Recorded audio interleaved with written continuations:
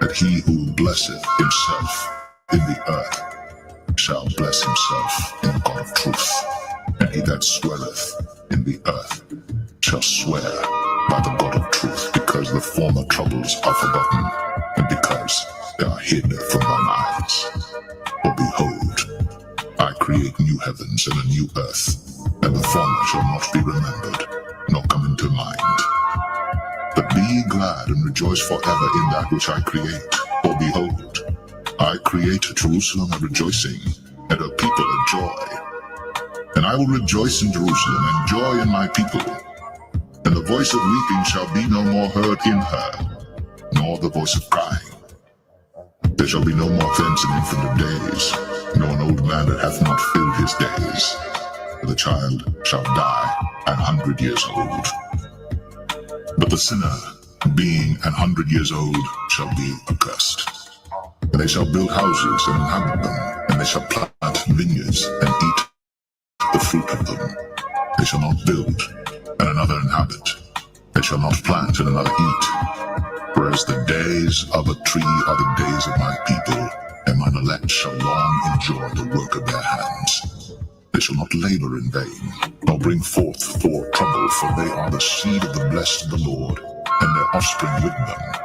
And it shall come to pass that before they call, I will answer, and while they are yet speaking, I will hear. The wolf and the lamb shall feed together, and the lion shall eat straw like the bullock, and dust shall be the serpent's meat. They shall not hurt nor destroy in all my holy mountain, saith the Lord.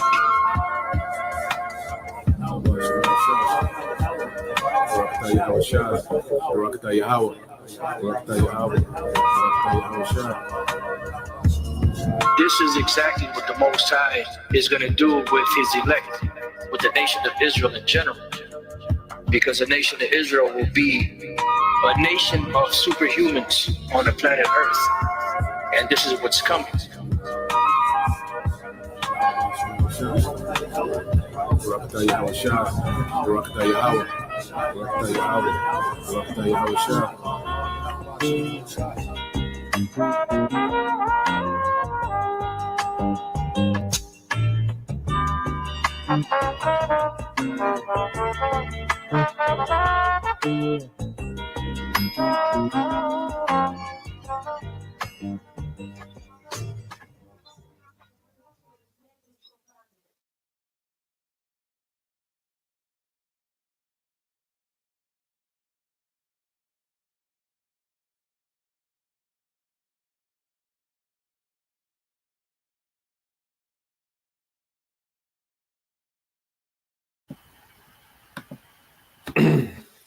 All right. Shalom.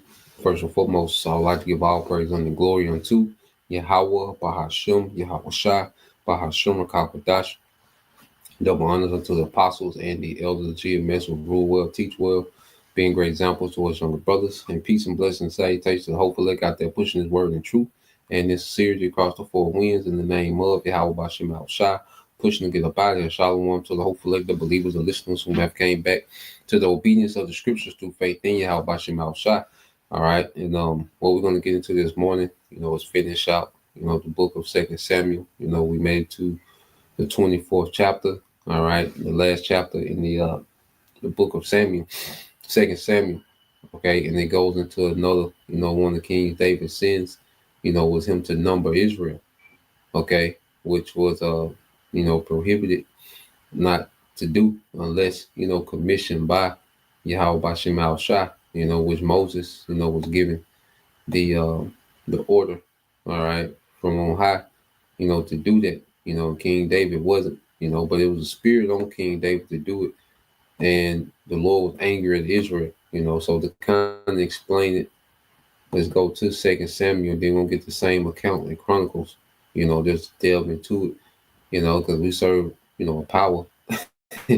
All right, that judges in very unorthodox ways.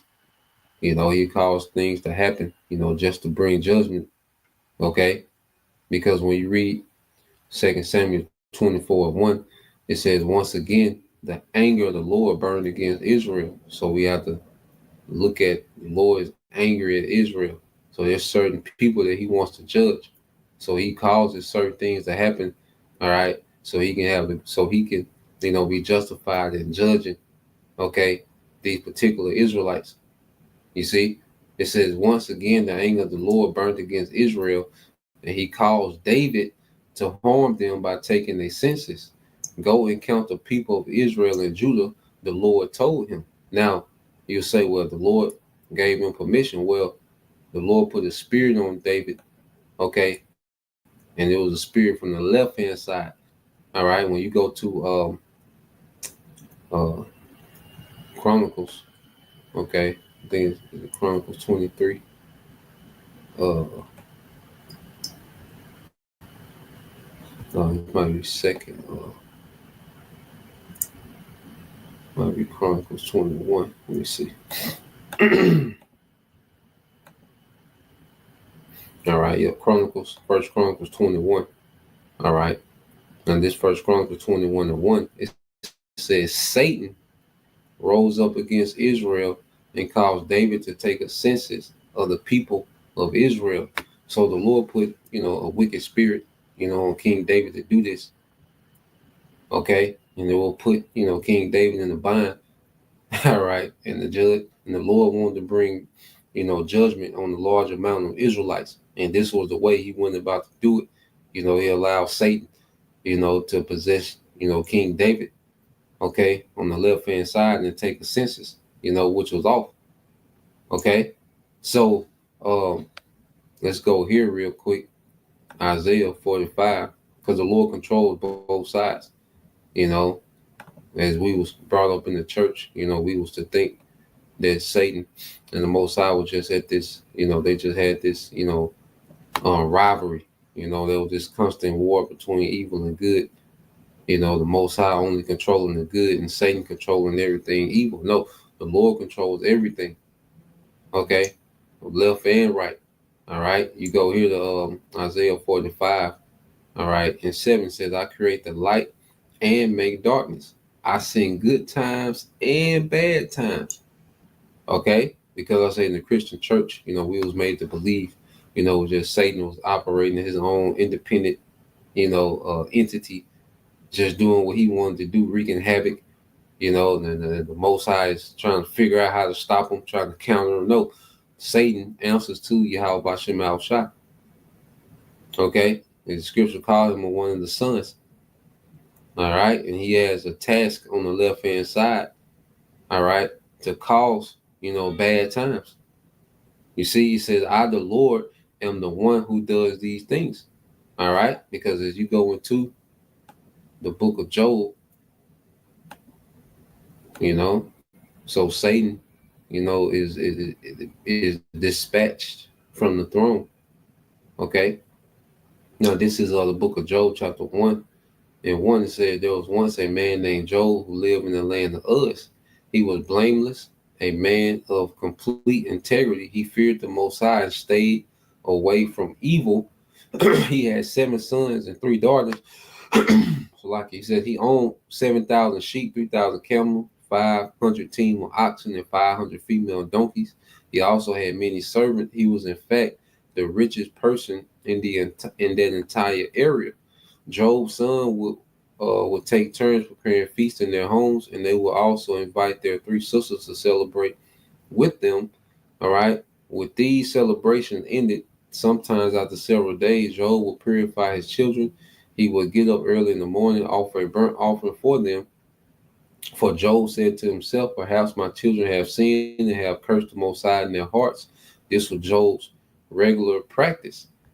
One day, the members of the heavenly court came to present themselves, okay, before the Lord, all right, and the accuser Satan came with them, okay, and you read this in the get this in the KJV.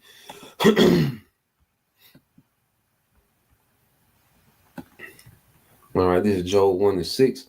It says, now there was a day when the sons of the Most High came to present themselves before the Lord, and Satan was also among them. Okay, so Satan, was summoned.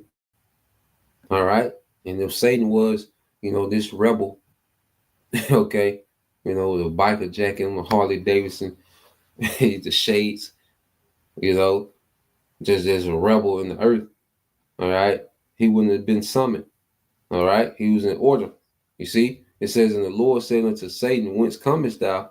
Then Satan answered, all right, to the Lord Yahweh Shemal Shah, and said, "From going to and fro in the earth, and from walking up and down in it." Okay, because Satan, okay, is what he's dispatched from the Most High to carry out particular tasks on the left hand side. Right now, Satan is dispatched to deceive Esau. Like you look at what Esau was doing, this nigga is fully possessed by Satan to try to pull off the New World Order. And the Lord is doing this because he wants to judge a lot of people. This depopulation agenda that Esau has, well, the Lord wants, all right, to use Esau to judge a lot of people. Okay, that's why he has given this man this great sword, all right, and great authority on the left-hand side, because the Lord's going to use this man as a tool of judgment before he judged, man. You see? And as we understand the dynamic of these things, a lot of things make more sense.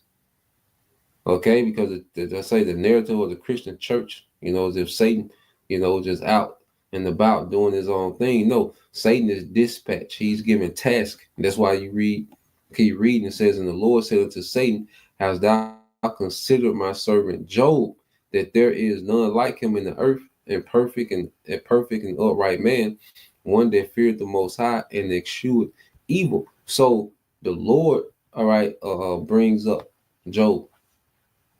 You see?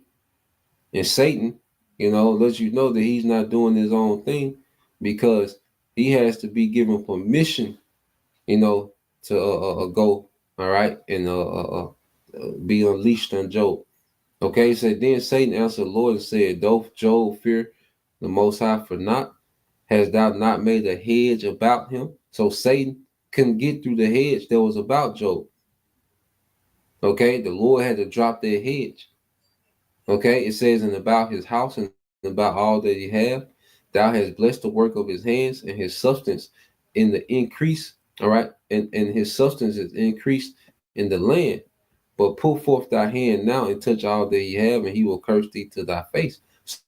So Satan, is giving the rundown on Job, and he like, look, he got a hedge, you're blessing him, everything working in his favor, I can't get to him, but look, drop that hedge and let me get to him. All right, test that integrity that you think he got. Okay, showing you what, that Satan is dispatched from the throne. Okay, the Lord controls everything from his throne on the left and on the right. Okay, so Satan had to be dispatched, on particular text. And at this time, I was reading about King David. Satan was dispatched, to be a wicked spirit on King David because the Lord wanted to judge a lot of Israelites. Okay, so as you keep reading down, all right, in the book of 2 Samuel, okay, it says, so the king said to Joab and the commanders of the army, "Take a census, all right, of all the tribes of Israel from Dan in the north to Beersheba in the south, so I may know how many people there are." But Joab replied to the king, because Joab he didn't want to do it. He was trying to talk him down out of it, but the Lord had put Satan on it, And remember what did Yahushua say to Peter when Peter was trying to stop him from going through the crucifixion? Okay, Yahushua said, "Get thee behind me, Satan," because he was talking to the demon that was on Peter at the time. Okay, they were trying to resist him from doing, all right, what he had to do. Okay, Satan just jump on random people around us to resist us from what we're trying to do. Is he understanding that this is a spiritual war? Okay, Hey, we wrestle against principalities, man, as the scriptures say. Okay? And it says, but Job replied to the king, may the Lord your power, all right, let you live to see 100 times as many people as there are now. But why, my Lord the king, do you want to do this? It says, verse 24, but the king insisted that they take the census. So Joab and the commanders of the army went out to count the people of Israel.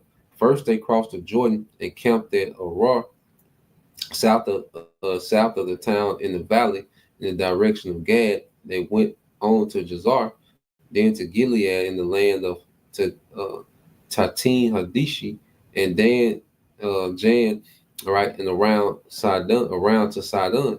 They came, all right, then they came to the fortress of Tyre and all the towns of the Hivites and Canaanites. Finally, they went to the south to Judah as far as Beersheba. Having gone through the entire land for 9 months and 20 days, they returned to Jerusalem.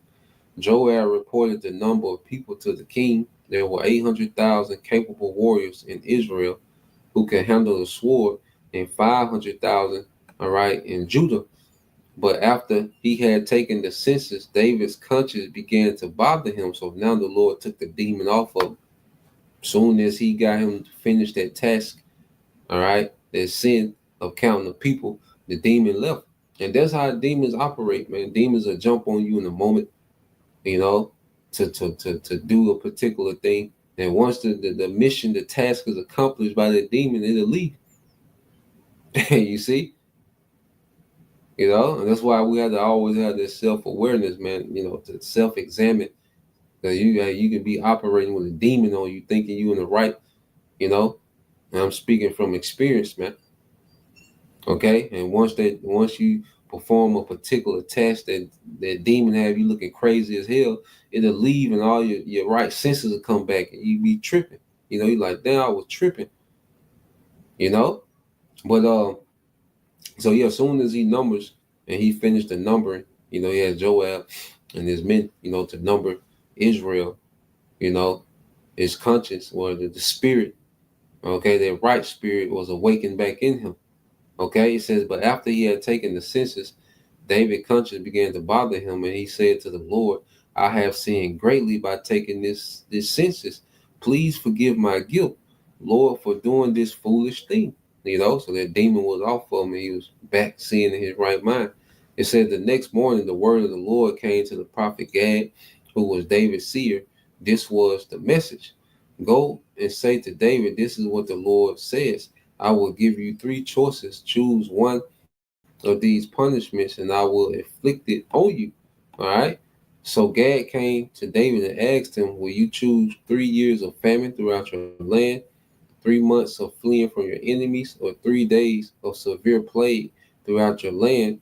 Think this over. Decide what answer I should give the Lord, all right, who sent me. So he's giving these three choices, you know, rather, you know, 3 years of famine, you know, 3 months of, you know, being defeated by, you know, his enemies, you know, the surrounding armies, or, you know, plague, all right, throughout the land. It says, verse 14, it says, I'm in a desperate situation. David replied to Gad, but let us fall into the hands of the Lord, for his mercy is great.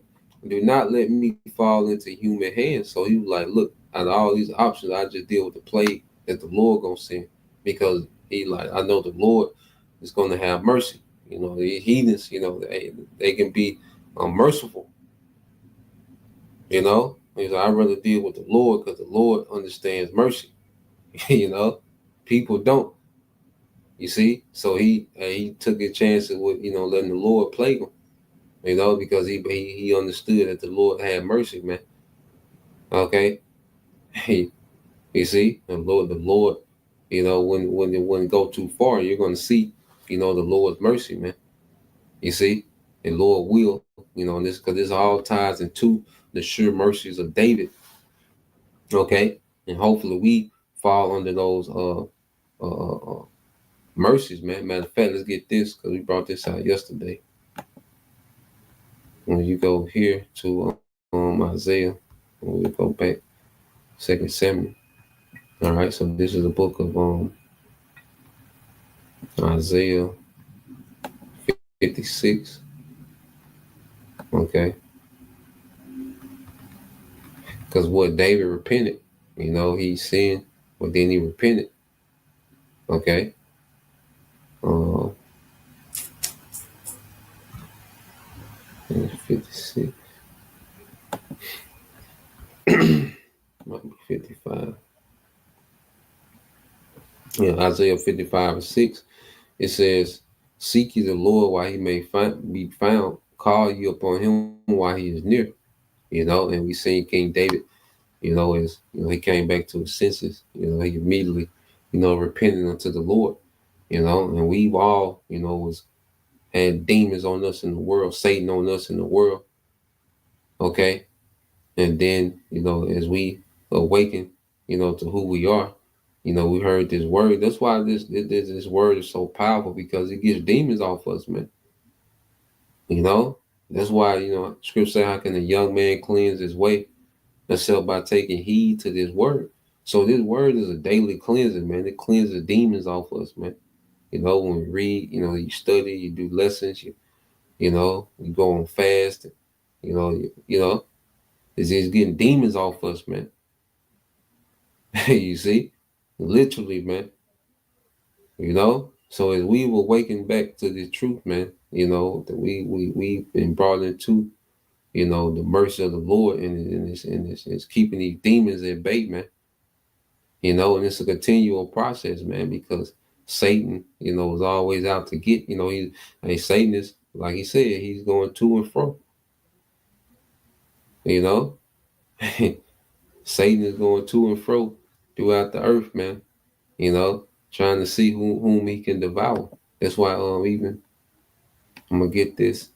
I'm gonna go back to Isaiah. I want to get this in 1 Peter chapter 5. All right.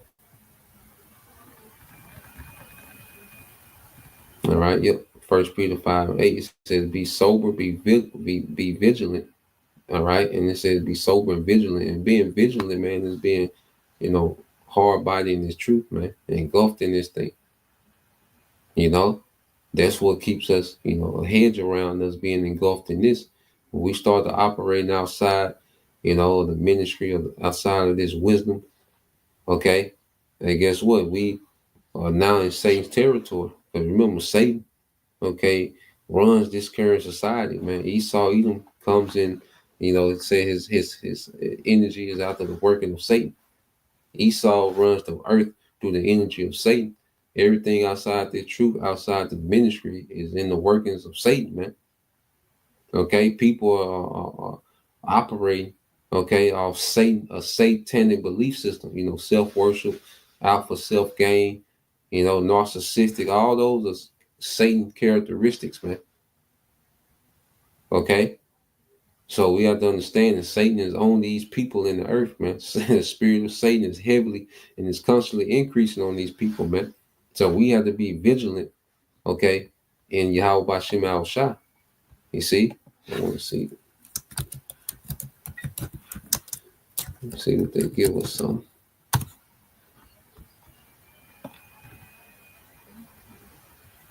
Yeah, because you go into the word vigilant, it says to be alertly watchful. Okay? Alertly watchful, especially to avoid, all right, danger. Okay? Just put it on the chat real quick.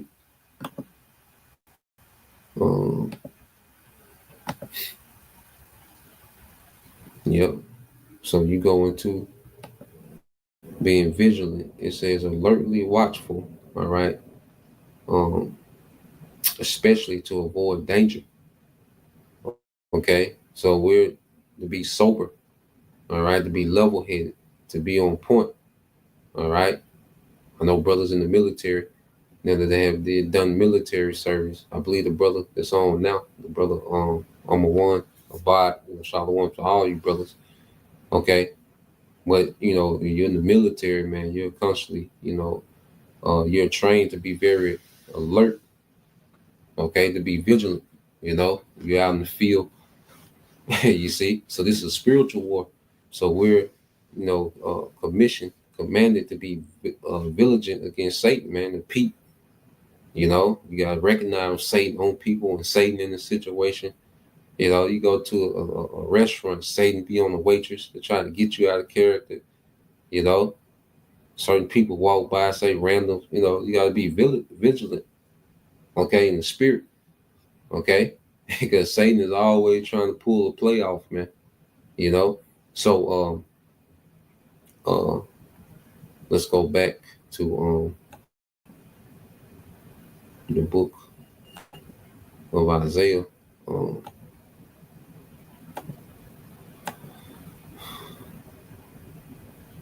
okay, but it says, "Be sober, be vigilant, because your adversary, all right, the ops, as a roaring lion, walketh about, seeing whom he may devour." And that's Satan's task. You know, matter of fact, I gotta get this one since I got that. I believe that's John.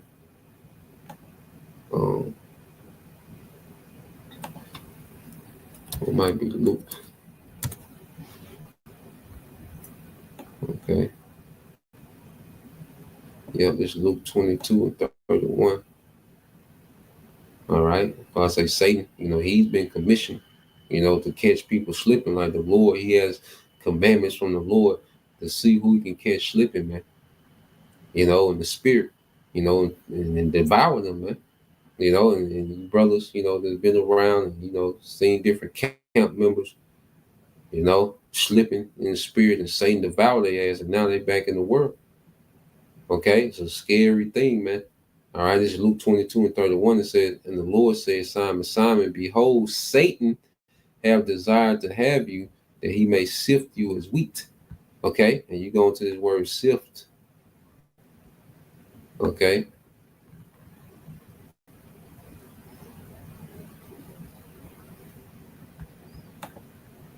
Get this word sift in the Greek. Strong's G 4617, Seniazo. Seniazo. All right, it says to sift, to shake in a sieve by inward agitation, to try one's faith to the verge of overthrow. Okay, by inward agitation, to try one's faith to the verge of overthrow. And Satan is always trying to do that. He's set up to be the resistance to the faith, man. Okay, so he's always trying to find an angle, you know, to agitate, you know, and his goal is to overthrow, all right, our faith, man. You know, so we have to be vigilant, alertfully watchful, okay, constantly self-examination and being honest, you know, with ourselves and these you know, examination, man, because self-examination is pointless. You know, we're not going to be honest about it. Okay, this is 2 Samuel 24 and 14. All right, let me go back.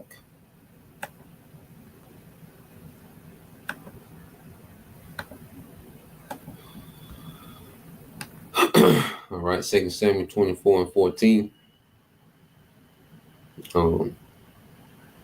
Let's start at 15. It says, "So the Lord sent a plague upon Israel that morning, and it lasted for 3 days.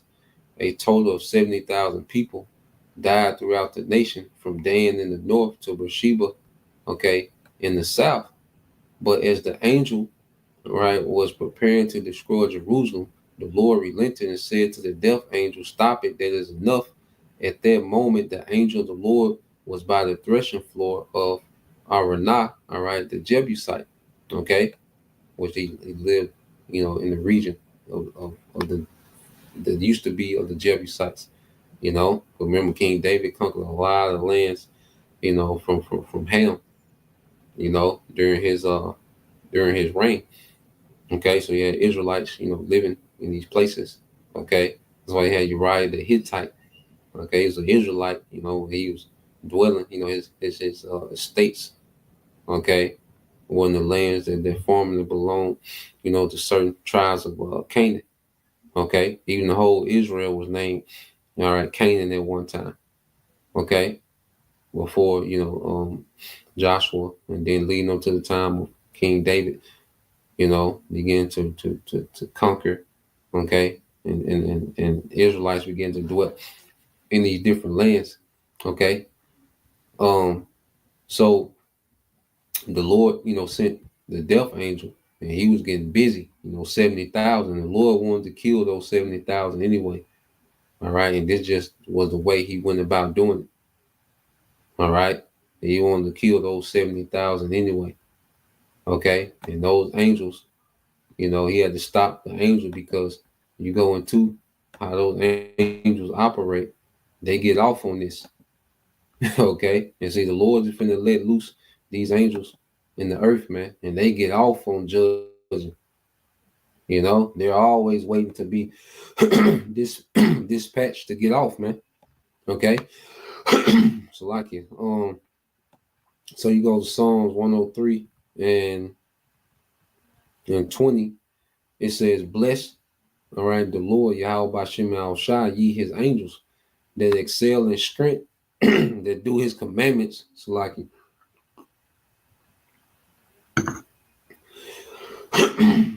So this back in Psalms 103 and 20, it says, "Bless the Lord, ye his angels that excel in strength, that do his commandments, hearken unto the voice of the Lord." Okay, so the angels excel in strength, man. One angel, could take out the earth, the Lord wanted him to, showing you there's going to be overkill, and how will Shai come, because he's the most powerful. Okay, he's way more powerful than, the angels. So Yahweh Shai himself coming, and then you're going to have the innumerable angels with him. That's going to be overkill on Esau's kingdom, man. Esau, you done, man. You finished, man. The Lord got, the Lord got you a day numbered, man. You Edomites are done, man. When the Yahweh Shai and the angels come back, Esau done. Okay, and it says, "Bless ye the Lord, all ye his hosts, ye ministers of his that do his pleasure." Okay, so the ministers, the servants, all right, these angels, okay, they just waiting orders, all right, and they love to come do the Lord's pleasure in the earth, man. They love to come execute the Lord's will in the earth. Okay, and that angel, he was finna get busy. He was finna destroy Jerusalem, man. All right, but the Lord, stayed his hand. That was that mercy, that King David was speaking of. The Lord, he called the angel off. You see? Go here. Let's get this real quick, and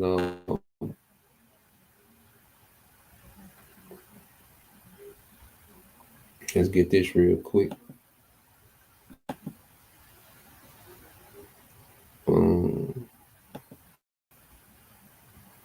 Yeah, Sirach 39.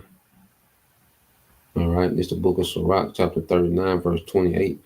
It says, "There be spirits that are created for vengeance, which in their fury," okay, and in their anger is put on them by the Lord. See, the angels don't care. They love, who the Lord wants to love, and they hate, and they're angry at what the Lord is angry at. You see, the angels just feel how the Lord feel, and they come and get down. Okay, it says, "Which in their fury lay on sore strokes. In the time of destruction, they pour out their force and appease the wrath of him that made them." Okay, so it's the Lord, all right, that dispatched these angels to come get busy, man, to execute his fury and his wrath. And it says, "And appease the wrath of him that made them." So they come to appease the Lord's wrath in the earth, man. Okay, and they ain't finna be unleashed like never before, man. Okay, they ain't finna be unleashed, dispatched to the earth in a way that they ain't never been dispatched to the earth behind Yahweh Shai, man. You see, you devils are done, man. And you 2/3, you niggas are done too, man. Especially you wicked niggas that know that you Israelites, man, that call yourself teachers, man. You're done, man. Okay, when the Lord dispatch, the host from heaven, everything is over. Okay, ain't no coming back from what the Lord about to send. The power that the Lord finna send to the earth, and you wicked niggas talking about Esau gonna regather himself and regroup and come. No, man. After the Lord dispatch Yahweh Shai and the angel, this is over. Ain't nothing else gonna stand. Ain't no opposing force is gonna be able to recover from what the Lord about to bring to the earth, man. Okay? And it says, fire and hail and famine and death, all these were created for vengeance, teeth of wild beasts and scorpions, serpents, and the sword, punishing the wicked to destruction. They shall rejoice in his commandment, and they shall be ready upon earth when need is, and when their time is come, they shall not transgress his word, man. So these angels are on deck. You see? On deck, man. All right. Soon as the Lord speak it, they own it. You see, the Most High has so much to his disposal when it comes to judgment, man. Fire, hail, famine, death angels, teeth of wild beasts, okay, the newts, war. You know, he just has so much to his disposal when it comes to judgment, man. Okay. So let's go back to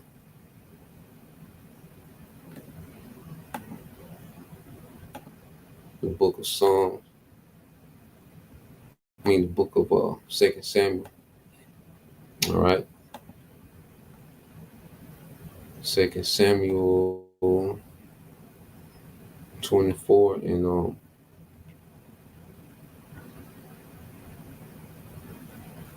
17, it says, and David spake unto the Lord when he saw the angel that smote the people and said, lo, I have sinned and done wickedly, but these sheep, what have they done? Let thine hand, speaking of his people, I pray thee, be against me and against my father's house. You know, King David, yeah, he always moved in integrity, man. You know, but the Lord, you know, just used King David to do that because he wanted to judge, he wanted to jack Jacob. Okay, it says, and Gad came that day to David and said unto him, go up, all right, rear an altar unto the Lord in the threshing floor of Araunah, the Jebusite. And David, all right, according to the saying of Gad, went up as the Lord commanded. And Araunah looked and saw the king and his servants coming on toward him. And Araunah went out and bowed himself before the king on his face upon the ground. And Araunah said, wherefore is my lord the king come to his servant? And David said, to buy the threshing floor and to build an altar to the Lord, that the plague, all right, may be stayed from the people. Okay, and you go here. I want to just get that word real quick. Araunah in the Hebrew.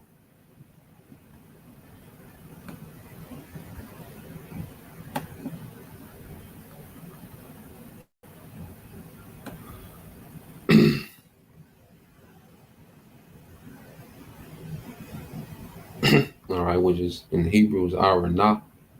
All right, and when you go into it, all right, it says, I shall shout for joy. All right, make ye to shine, or joyful shouting of Yahweh. Joyful shouting of Yahweh. Okay, you know, praise. You see, you know, so King David is getting ready to build his altar, and he's buying the land, you know, from this Israelite man. His name, all right, Araunah, all right, Araunah, okay, which goes into Araunah, Salaki, Araunah, and it goes into a joyful shouting of Yahweh, you know, and and it goes into shouting, you know, praising the Lord for their mercy, okay. So going back,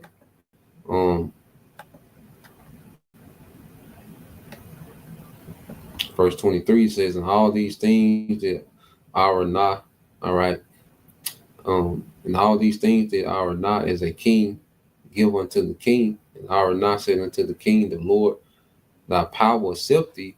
And the king said to Araunah, nay, but I will surely buy of thee at price, neither will I offer burnt offerings unto the Lord my power of that which doth not cost me nothing.